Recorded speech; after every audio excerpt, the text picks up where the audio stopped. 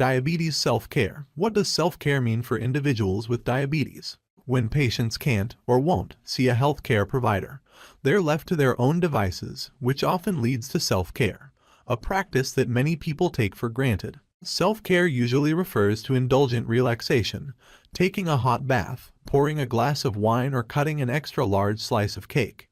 Individuals diagnosed with diabetes have to be careful when partaking in those practices, because they can cause more stress than they relieve. Medical self-care means a long-term commitment to avoiding health complications in the absence of a medical provider. This type of self-care can be overwhelming for patients experiencing diabetes, and it's unsurprising that a study published in the Journal of General Internal Medicine found that most of these individuals struggle with motivation and support for self-care.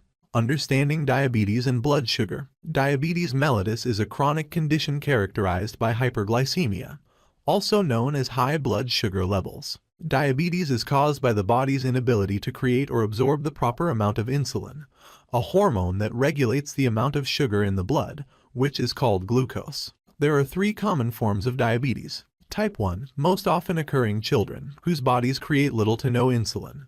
Type 1 diabetes forces people to rely on insulin injections that move the body's sugar, or glucose, from the bloodstream to the cells. Only 5% of diabetes patients have type 1.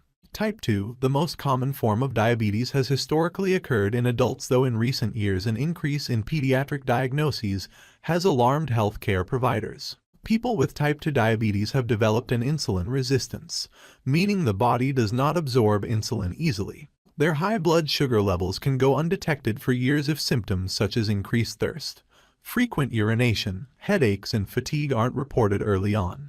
Prediabetes. This condition indicates an increased risk of developing type 2 diabetes during adulthood. Patients diagnosed with prediabetes have high blood sugar or polyuria. However, the symptoms of prediabetes can be easily confused with other health complications, so it's critical for adults to get tested. According to the American Diabetes Association, people with prediabetic symptoms may qualify as overweight or obese, which can be characterized as having a BMI over 25 or 30, respectively, have a high amount of body fat around the abdomen, lack regular physical activity, be women who have had gestational diabetes, be related to someone who has had type 1 or type 2 diabetes. The importance of self-care. Diabetes can contribute to long-term damage or failure of different organs, especially in the eyes, kidneys, heart, nerves, and blood vessels, according to the American Diabetes Association. Therefore, self-care is necessary to limit potential organ damage, and it can reduce the likelihood of hospitalizations and/or visits for patients. A study published in the Journal of Diabetes and Metabolic Disorders concluded that the following 7 self-care practices help patients with diabetes avoid hospital visits and serious health complications. Healthy eating, being physically active, monitoring blood sugar levels, complying with medications, using problem-solving skills, developing healthy coping skills, practicing risk reduction behaviors. The above strategies have been positively correlated with blood sugar control, fewer complications, and overall improved of quality of life. However, there are several other recommendations that are often overlooked.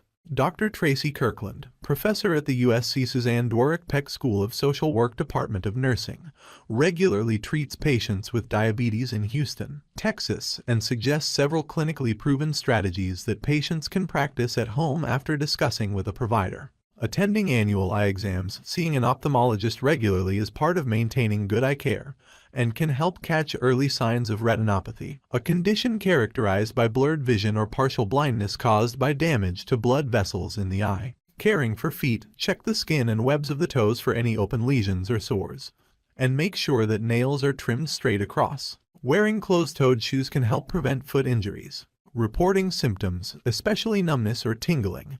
Numbness can be a sign of nerve damage, called peripheral neuropathy, which is dangerous for older patients who lose feeling in their limbs and aren't able to test if bath water is too hot or feel an open wound. Maintaining a healthy blood pressure and sugar level will deter symptoms associated with peripheral neuropathy, as will curbing fat intake. Early recognition can also help prevent some complications associated with resistant strains of bacterial infections that may lead to kidney complications, says Kirkland. The earlier symptoms are reported, the better. Practicing good oral hygiene, maintaining dental health, like brushing and flossing right after eating, can minimize the effects of gingivitis and periodontitis. If these diseases develop, they have the potential to contribute to blood glucose irregularity. Visiting a dentist twice a year can help catch early symptoms. Checking the skin, inspect skin for discoloration or dryness, which can make skin susceptible to scrapes and sores, especially when the body is dehydrated. Take note of uneven hair distribution or hair loss, which can result from hormonal changes, increased stress or nerve damage, and is sometimes a side effect of insulin injections. Drinking water and staying hydrated can keep skin strong and hair healthy. Maintaining sexual health in men and women. Increased urination can be a sign of complications. For women, checking for yeast infections or abnormal discharge is critical as well. Men with diabetes are at risk for erectile dysfunction, which may correlate with poorly controlled diabetes or high glucose levels. Patients should take note of symptoms and ask any questions when they see a gynecologist or a primary care provider each year. Relying on social circles, though self-care implies solitude. Kirkland encourages patients to talk about their routines with family members, caregivers, or friends. It's hard to be motivated when you are alone, she said.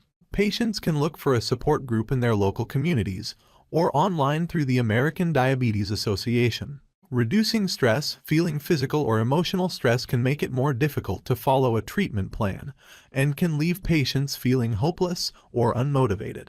Because stress reduction is different in every person, Kirkland emphasizes the importance of discussing methods with a provider or caregiver and keeping track of what works effectively. The guide above can be used by patients or providers to write down their strategies each day. Want to know how diabetes, exercise, and nutrition come together? Let me share with you all I know. Click the link in the description for a free, just released report about this. Take action now by clicking the link below.